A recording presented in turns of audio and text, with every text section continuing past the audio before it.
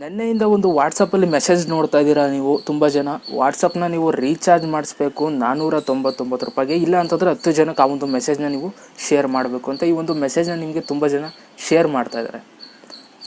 ಏನಕ್ಕೆ ಶೇರ್ ಮಾಡ್ತಾ ಇದ್ದಾರೆ ಅಂತಂದರೆ ಅಲ್ಲಿ ಕೆಳಗಡೆ ಕೊಟ್ಟಿದ್ದಾರೆ 10 ಜನಕ್ಕೆ ಶೇರ್ ಮಾಡಬೇಕಿಲ್ಲ ಅಂತಂದರೆ ನೀವು ವಾಟ್ಸಪ್ ಮುಂದಕ್ಕೆ ಯೂಸ್ ಮಾಡೋದಕ್ಕಾಗಲ್ಲ ಅಂತ ಕೊಟ್ಟಿರೋದ್ರಿಂದ ಎಲ್ಲ ಶೇರ್ ಮಾಡ್ತಾ ಇದ್ದಾರೆ. ಆಮೇಲೆ ಇದ್ರ ಇನ್ನೊಂದು ವಿಷಯ ಏನಪ್ಪ ಇದರಲ್ಲಿ ಅಂತಂದರೆ ನರೇಂದ್ರ ಮೋದಿಯಿಂದ ಈ ಒಂದು ಮೆಸೇಜ್ ಬಂದಿದೆ ಅಂತ ನಮಗೆಲ್ಲ. ಎಷ್ಟು ಚೆನ್ನಾಗಿ ಟೈಮ್ನ ಯೂಟಿಲೈಸ್ ಮಾಡ್ಕೊಳ್ತಾ ಇದ್ದಾರೆ ಅಂತಂದರೆ ತುಂಬ ಜನ. ನಾನು ನಿಮ್ಗೆ ಹೇಳಿದ್ದೆ ವಾಟ್ಸಪ್ಪು ಒಂದು ಸ್ವಲ್ಪ ಸರ್ವರ್ ಡೌನ್ ಆಗಿದೆ, ವೀಡಿಯೋಸ್ ಅಥವಾ ಫೋಟೋಸ್ ಅಪ್ಲೋಡ್ ಆಗ್ತಾಯಿಲ್ಲ ಅಥವಾ ಡೌನ್ಲೋಡ್ ಆಗ್ತಾಯಿಲ್ಲ, ತಲೆ ಕೆಡಿಸ್ಕೊಬಿಡಿ, ಬೆಳಿಗ್ಗೆ ಎಷ್ಟೊತ್ತಿಗೆ ಸರಿ ಹೋಗುತ್ತೆ, ವರ್ಕ್ ಮಾಡ್ತಾ ಇದ್ದಾರೆ ಇಂಜಿನಿಯರ್ಸು ಅಂತ ನಾನು ನಿಮ್ಗೆ ಹೇಳಿದ್ದೆ. ವೀಡಿಯೋ ಮಾಡಿ ಅಪ್ಲೋಡ್ ಮಾಡಿದ್ದೆ ಒಂದು 11 ಗಂಟೆಲಿ, ಮಧ್ಯರಾತ್ರಿ 11 ಗಂಟೆಲಿ ಅಪ್ಲೋಡ್ ಮಾಡಿದ್ದೆ. ಸೊ ಒಂದು ವೀಡಿಯೋ ನೋಡಿರೋರಿಗೆ ಅರ್ಥ ಆಗಿಬಿಟ್ಟಿರುತ್ತೆ. ಸೊ ಆದರೆ ಕೆಲವೊಂದಷ್ಟು ಜನ ಈ ಒಂದು ಟೈಮ್ನ ಏನಕ್ಕೆ ಉಪಯೋಗಿಸ್ಕೊಂಡಿದ್ದಾರೆ ಅಂತಂದರೆ ಏನೋ ಒಂದು ಆ್ಯಕ್ಟ್ ಮಾಡೋ ರೀತಿ ಉಪಯೋಗಿಸ್ಕೊಂಡಿದ್ದಾರೆ. ಏನಂತಂದರೆ ಆ ಒಂದು ಟೈಮಲ್ಲಿ ವಾಟ್ಸಪ್ ಯೂಸ್ ಆಗಲ್ಲ ಅಂತ ಗೊತ್ತು, ಆ ಟೈಮಲ್ಲಿ ಒಂದು ಮೆಸೇಜ್ನ ಕ್ರಿಯೇಟ್ ಮಾಡಿದ್ದಾರೆ. ಏನಂತಂದರೆ ನಾವಿವಾಗ ವಾಟ್ಸಪ್ನ ಇನ್ನು ತುಂಬ ಜನ ಯೂಸರ್ಸ್ ಆಗಿದ್ದಾರೆ ವಾಟ್ಸಪ್ಪಲ್ಲಿ, ಅದಕ್ಕೆ ಏನೋ ಒಂದು ಸ್ವಲ್ಪ ಸೆಟಲ್ಮೆಂಟ್ ಮಾಡ್ತಾಯಿದ್ದೀವಿ. ಆ ಒಂದು ಕಾರಣಕ್ಕೆ ನೀವು ಈ ಒಂದು ಮೆಸೇಜ್ 10 ಜನಕ್ಕೆ ಶೇರ್ ಮಾಡಬೇಕು, ಅಥವಾ ಈಗ ಶೇರ್ ಮಾಡಿಲ್ಲ ಅಂತಾರೆ 499 ರೂಪಾಯಿ ರೀಚಾರ್ಜ್ ಮಾಡಬೇಕು, ಇಲ್ಲಾಂತಾರೆ ನಿಮ್ಮೊಂದು ವಾಟ್ಸಪ್ಪು ಲೈಫ್ ಟೈಮ್ ಯೂಸ್ ಆಗೋಲ್ಲ, ದುಡ್ಡು ಕಟ್ಟಿದ್ರೇ ಮಾತ್ರ ಯೂಸ್ ಆಗೋದು ಅಂತ ಒಂದು ಮೆಸೇಜ್ನ ಇದು ಮಾಡಿ ಎಲ್ಲರಿಗೂ ಫಾರ್ವರ್ಡ್ ಮಾಡೋ ರೀತಿ 10 ಜನಕ್ಕೆ ಶೇರ್ ಮಾಡಬೇಕು ಅಂತ ಕೊನೆಯಲ್ಲಿ ಲೈನ್ ಹಾಕ್ಬಿಟ್ಟಿದ್ದಾರೆ ಶಿಸ್ತಾಗಿ.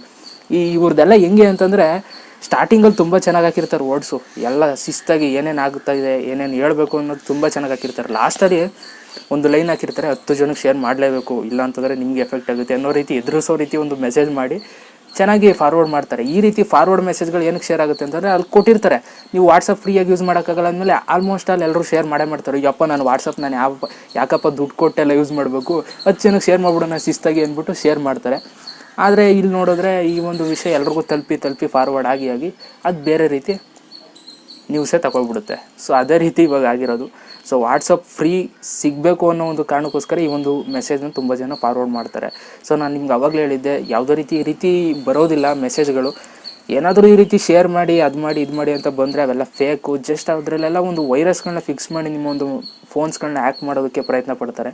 ಜೊತೆಗೆ ಏನೋ ಅರ್ನಿಂಗ್ಸು ಕೂಡ ಮಾಡ್ಬೋದೇನೋ, ನನಗಂತೂ ಗೊತ್ತಿಲ್ಲ, ಶೇರ್ ಮಾಡೋದ್ರಿಂದ.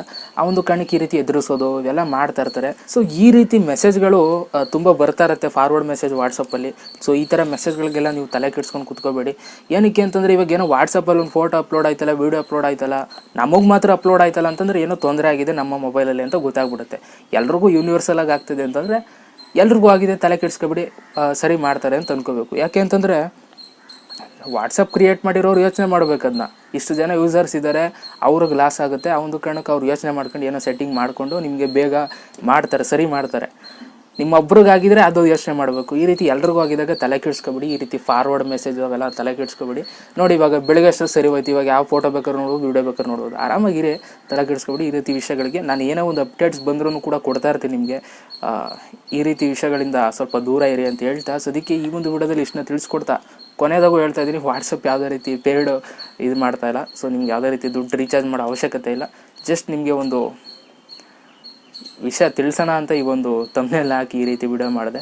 ಸೊ ಒಳ್ಳೆಯದಾಗಲಿ, ಎಲ್ಲ ಚೆನ್ನಾಗಿ ಯೂಸ್ ಮಾಡಿ. ವಾಟ್ಸಪ್ ಇವಾಗ ವರ್ಕ್ ಆಗ್ತಿದೆ, ಫೋಟೋಸ್ ವೀಡಿಯೋಸ್ ಡೌನ್ಲೋಡ್ ಮಾಡ್ಕೊಂಡು ನೋಡಿ, ಎಂಜಾಯ್ ಮಾಡಿ. ಎಲ್ರಿಗೂ ಬಾಯ್, ಜೈ ಹಿಂದ್, ಮುಂದೆ ಮಾತಾಡೋಣ.